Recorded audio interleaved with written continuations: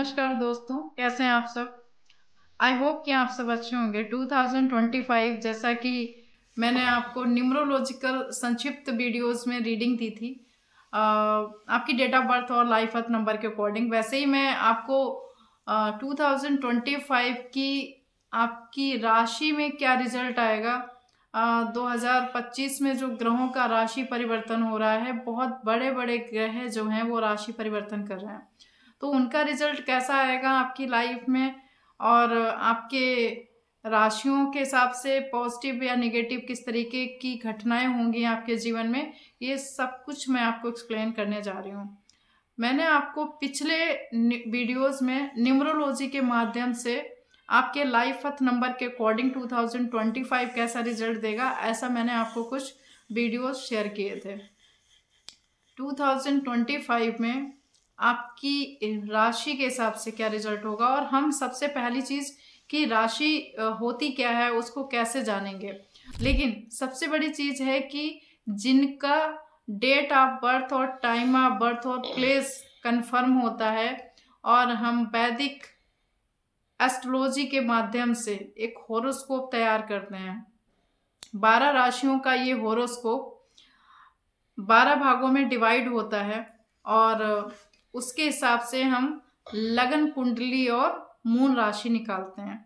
तो लग्न कुंडली कैसे निकालते हैं, जब हम ये चूंकि बहुत बड़ी स्टडी है जिसको मैं स्वतः ही एक्सप्लेन करूंगी आप लोगों के सामने, लेकिन लग्न निकालने के लिए, लग्न कुंडली निकालने के लिए उस व्यक्ति का date of birth, time of birth और प्लेस कंफर्म पता होना चाहिए।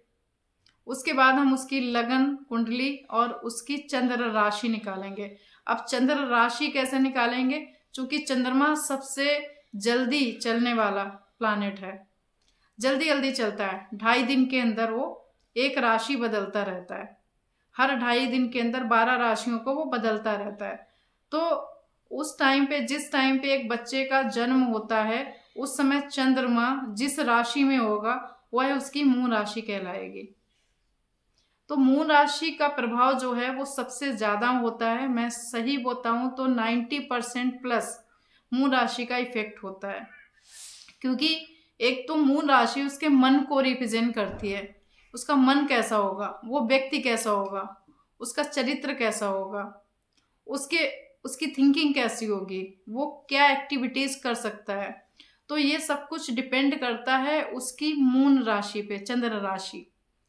तो चंद्र राशि के हिसाब से इसलिए ज्यादातर जब भी हम गोचर की बात करते हैं तो उसको चंद्र राशि से उठाना उचित होता है वैदिक नियम के हिसाब से।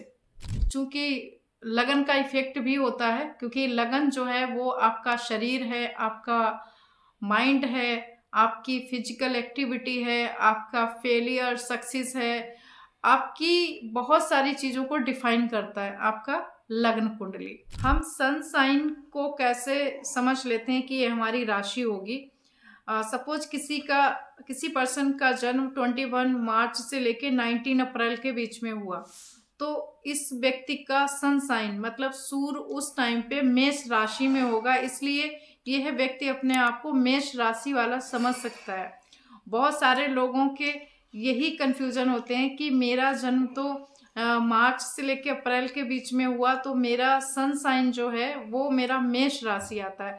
बट एग्जैक्टली देखिए, मैं ये नहीं कहूँगी कि इसका प्रभाव आपके ऊपर नहीं होता है, एग्जैक्टली होता है इसका प्रभाव। और बहुत सारे लोग हैं जिनका डेट ऑफ बर्थ भी उनको नहीं पता है, उनकी कुंडली भी नहीं बनी है, तो उस हिसाब से उनको ना तो उनकी लग्न पता है, ना ही राशि पता है, और इनफैक्ट डेट भी नहीं है, तो उनको डेट ऑफ बर्थ के अकॉर्डिंग भी अपना सन साइन नहीं पता है। तो उस कंडीशन में हम क्या करते हैं, उनके नाम का अल्फाबेट, अब सपोज किसी के नाम जो है वो आर से स्टार्ट होता है, सपोज किसी का नाम है रूही, तो इसका नाम का जो पहला अक्षर है वो रू को आर को रिप्रेजेंट कर रहा है। इसका मतलब हो गया ऐसे व्यक्ति का जो नाम है वो तुला लगन या तुला राशि समझ सकता है। ऐसा व्यक्ति अपने आप को तुला राशि वाला समझ सकता है, उस हिसाब से वो अपनी कुंडली को, अपनी राशि को वही मानेगा। किसी का नाम शाह से शुरू होता है तो वो अपने आप को कुंभ राशि का समझ सकता है। सपोज मेरा नाम भारती है तो मेरा नाम भा से शुरू होता है, तो मैं अपने आप को धनु राशि का समझ सकती हूँ।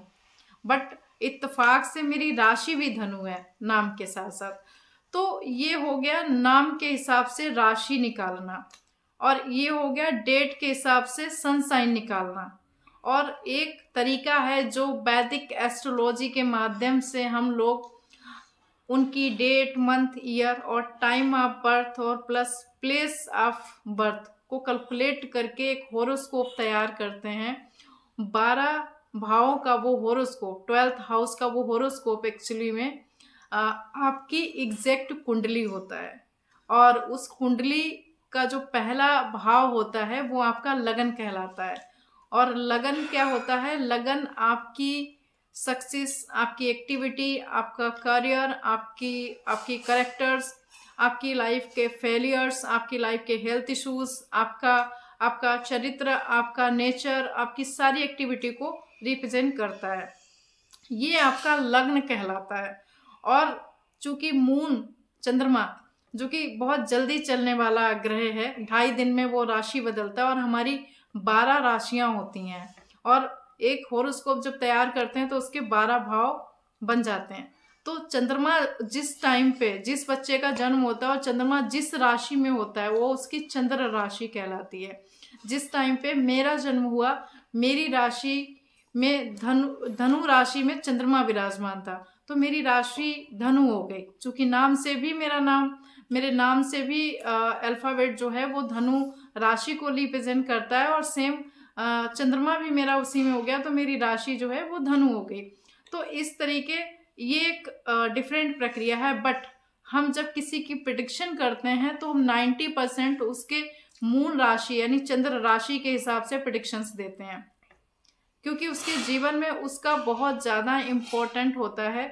मून राशि का मतलब हो गया, देखिए चंद्रमा यानी मन कैसा होगा, व्यक्ति का स्वभाव कैसा होगा, उसकी इच्छाएं कैसी होंगी, उसके अंदर उसकी जो सोल है वो कैसी होगी, वो काइंड हार्टेड होगा या फिर वो क्रूर होगा, वो अच्छा होगा या फिर वो थोड़ा डिफरेंट होगा, वो क्लेवर होगा या फिर वो बहुत ही प्योर दिल का होगा। ये सब कुछ उसके मून राशि से पता चलता है।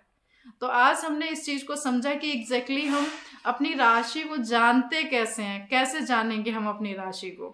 तो एक बहुत सिंपल तरीका है जिसको मैंने आपके सामने एक्सप्लेन किया। आशा करती हूँ कि आपको ये समझ में आया होगा। और बहुत सारे अगर लोगों के क्वेश्चंस हैं तो प्लीज मुझसे पूछते रहिए और आगे मुझसे कनेक्ट रहिए। Thank you so much.